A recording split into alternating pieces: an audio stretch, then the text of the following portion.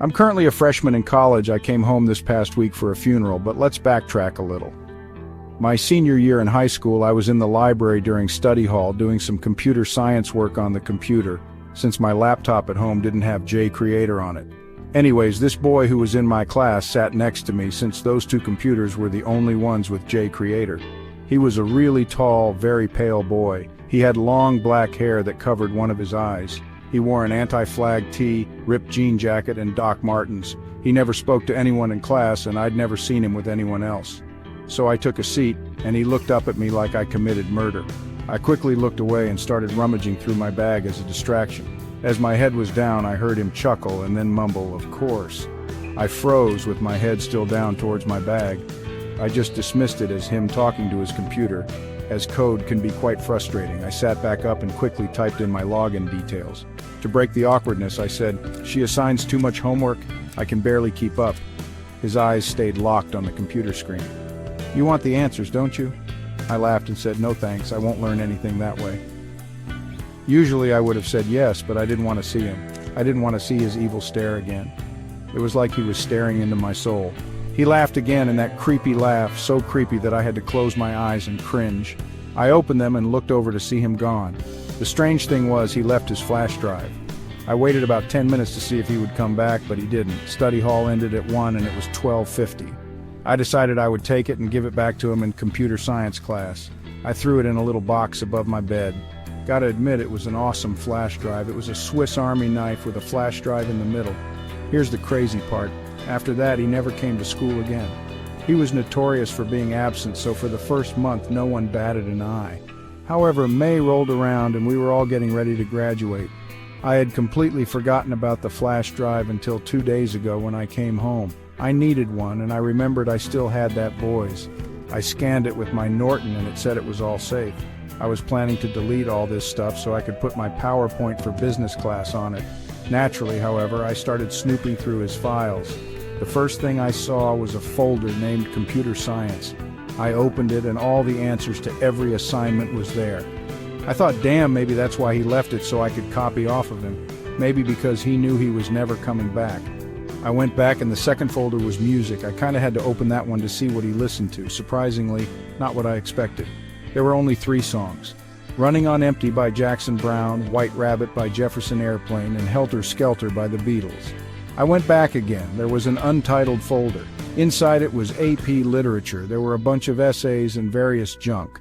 There was one called The Best Doc. I opened it and it was merely a 10-page document of notebook pages filled entirely with his first and last name, handwritten. I went back again. This is where it gets weird. He had taken pictures of the emergency escape plan posters on the door in every classroom. There was a picture of a lit cigarette on the bathroom floor and another picture of some coins on the bathroom floor with a yellow post-it note next to it saying, "Chump change" in all caps. Now this is the weird part. There was a picture of me taken while I was reading a book in class. From the looks of it, it was my English class that he was not in. There was also a document titled, "Rest in Peace, too," ... but it was empty when I opened it. I still have no idea if this was a joke or not. For all I know, he never showed up again because he realized that he lost his hard drive. This story happened a few years back to me and a friend who I'll call Allie. We're now both 15, making us 12 when this story occurred. Okay, so me and Allie have been friends since 2nd grade, and we would usually spend all weekends and free time together. We always have been into paranormal and ghost stuff.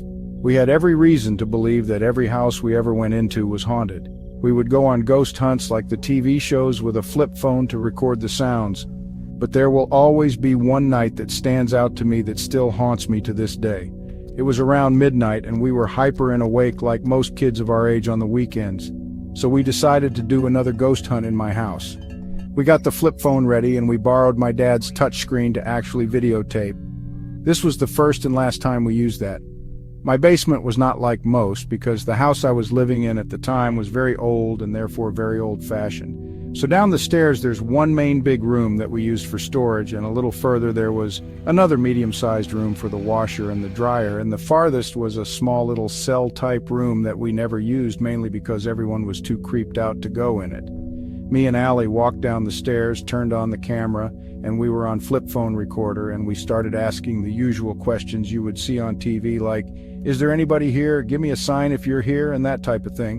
We finally got tired of it and went back upstairs and into my room to be so excited as we reviewed our first video recording. This was a big step for us because we wanted to be ghost hunters so bad.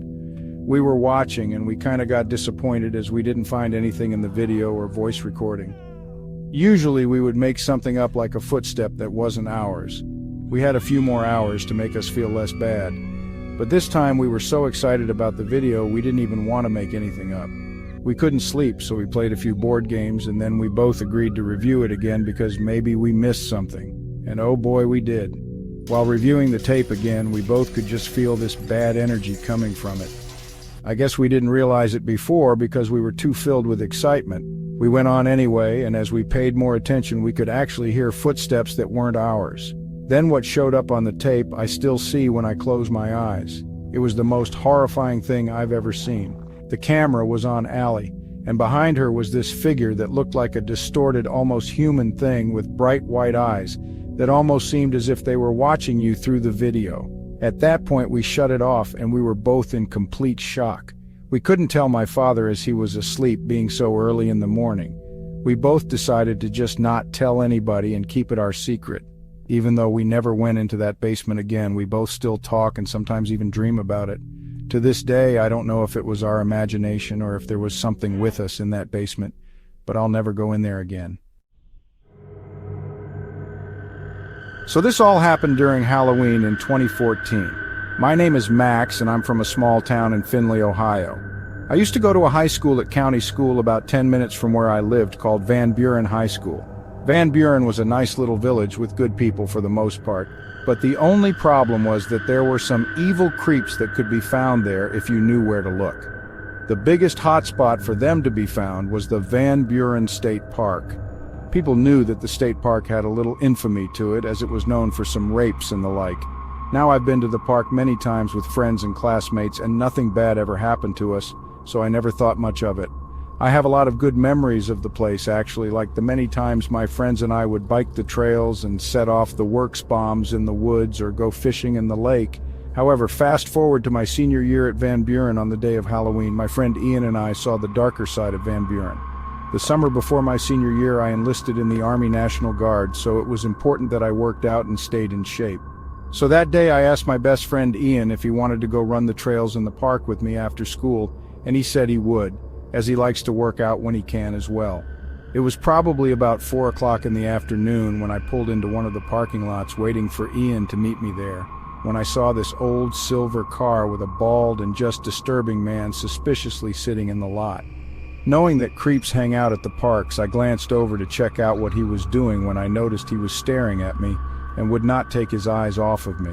It was a very unsettling stare, one that made him look hungry and me uncomfortable. His eyes were wide open, and I'm pretty sure he had a frown, or maybe a grin. We made eye contact, and he nodded at me as if he were trying to say hello. I nodded back, but broke eye contact since I was pretty uncomfortable, however. I noticed out of the corner of my eye that he was still staring. At this point, I had enough, and I sped out of there and pulled out of the parking lot. But when I looked in my rearview mirror, I saw he was following me.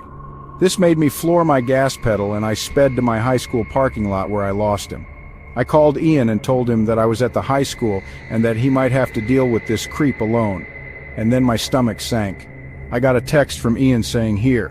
So I made my way back there, and sure enough, right when I pulled in, I saw Ian's car, and 2 spaces away was the scary bald guy in the silver car still staring.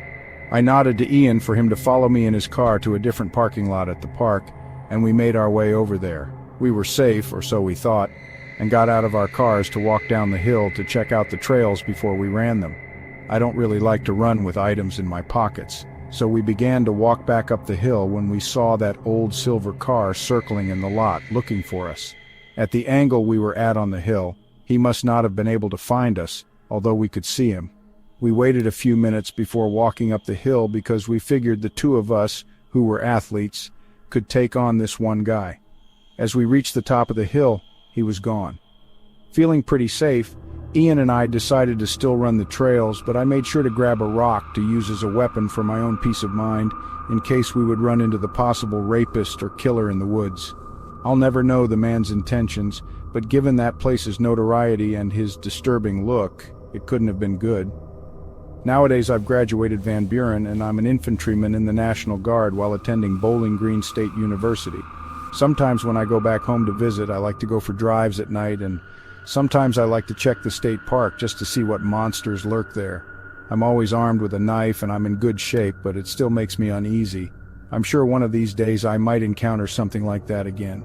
But I'm not stupid or crazy, because as soon as I do, I'm hightailing it out of there once again. So as for anyone else, make sure that if you go camping or hiking at state parks that you are somehow armed, no self-defense, and never go alone. In my room next to my bed is a big storage closet. It doesn't have a regular door like you would expect. It's a kind of big square door without a knob that just comes off when you grab it by the edges. So rewind to several years ago when I was 19. I remember the first time it happened. I went to sleep and woke up in the morning to find that the door had been opened and was leaning on the wooden edge of my bed. Now this wasn't the strangest thing ever. As it had happened in the past, after all, there were no hinges or anything holding the door in. I pushed the door back into the wall and got ready for school. The next night I woke up around 4 in the morning.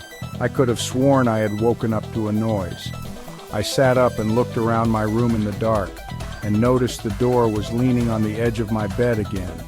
Now I was concerned that the edges to the hole in the wall were starting to chip away and the door could no longer fit as tightly as it used to. I left it that way overnight and fixed it in the morning. The following night I was having trouble sleeping. It had to be at least 2 hours of my rolling around bed trying to fall asleep. That's when I heard a huge thump, and I knew what it was. I could even see it in the dark. The door fell open again. I was so done with this. I mentally decided to just leave it open from now on. That's when I heard the slightest movement of a plastic bag from inside of the closet. My heart literally skipped a beat when I heard this. There was no draft in the room at all. I hesitantly flicked on the light switch and looked into the open closet. My biggest fear came true when I saw someone inside the closet peering at me in my bed. Within maybe half a second of my turning on the lights, he tried to hide as if I didn't see him. I couldn't even move. All I could do was scream the word Dad. I screamed so loud it took my dad maybe 10 seconds to make it to my room. I pointed at the closet and he looked inside. Only then did I finally feel safe to get up and stand behind him. My dad crawled all the way in there and he couldn't find anyone, though. He came out and assured me I was just seeing things, and I started to question that myself. I couldn't sleep in that room. I slept on the floor in my parents' room with a blanket. Well, I wouldn't say slept, as before that could even happen, I heard my bedroom door open from down the hall outside, and then someone literally ran down the stairs and out the front door, slamming it behind them. My parents heard it, and it was only then they believed me. We tried to chase whoever it was down, but he was gone. We later found out he was hiding in an empty container inside the closet.